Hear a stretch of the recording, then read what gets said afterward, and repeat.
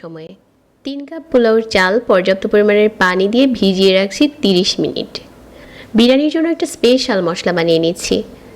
অল্প একটু জয়ত্রী জয়ফল আর সাথে নিয়ে নিচ্ছি এলাচ, দারচিনি, সাদা গোলমরিচ আর কালো গোলমরিচ, অল্প একটু লং। এখানে বিফ নিয়ে নিচ্ছি 1 কেজি, ছোট কিউব করে কেটে নেওয়া।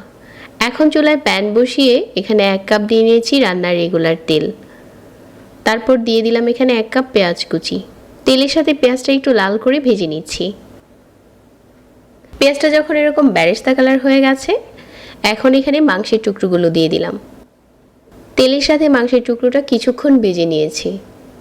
এই পর্যায়ে এখানে দিয়ে দিচ্ছি বাটা মশলা। 2 টেবিল চামচ দিয়ে দিলাম আদা বাটা, 1.5 টেবিল চামচ রসুন বাটা। আদা রসুনটা দেওয়ার পর এভাবে করে নেড়ে চেড়ে কিছুক্ষণ ভেজে নিচ্ছি যাতে কাঁচা গন্ধটা চলে যায়। কাঁচামরিচ ফালি করা দিয়ে দিচ্ছি 6 থেকে 7টার মতো। আর আমার হোমমেড স্পেশাল বিরিয়ানি মশলাটা দিয়ে দিলাম এখন। টক দই দিয়ে দিচ্ছি 1/4 কাপ।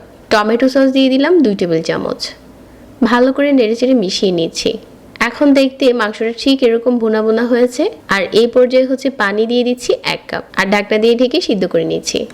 ব্যস্ততার কারণে বাজারে যাওয়া হয়ে ওঠে না, তাই আমার আজকের রেসিপির সকল ingredients online grocery shopping site Pandamart থেকে অর্ডার করে এনেছি। তাছাড়া এখানে চাল, ডাল, মাছ, মাংস, ডিম, শাক সবজি, তেল, মশলা সবকিছুই পান্ডামার্টে পেয়ে থাকি। এতে করে আমার অনেক সময় বেঁচে যায়। যারা আমার মতো ব্যস্ত থাকেন তারা চাইলেই পান্ডামার্টে অর্ডার করে দিতে পারেন।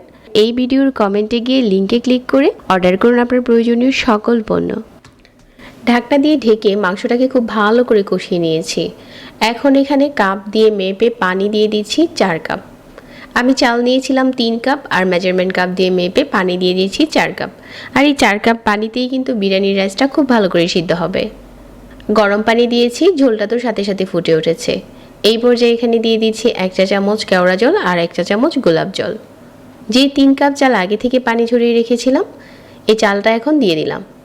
একটু নেড়েচেড়ে মিশিয়ে নিয়ে ঢাকনা দিয়ে ঢেকে অপেক্ষা করছি যাতে পানিটা কিছুটা টেনে আসে।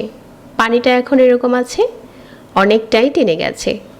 এখন এখানে দিয়ে দিচ্ছি স্বাদমতো লবণ, কিছু কাঁচামরিচ আর দিয়ে দিচ্ছি 1 চা চামচ ঘি। একটু নেড়েচেড়ে মিশিয়ে নিয়ে ঢাকনা দিয়ে ঢেকে দমে রান্না করব। দমে রান্না করে নিয়েছি আরও 10 মিনিট।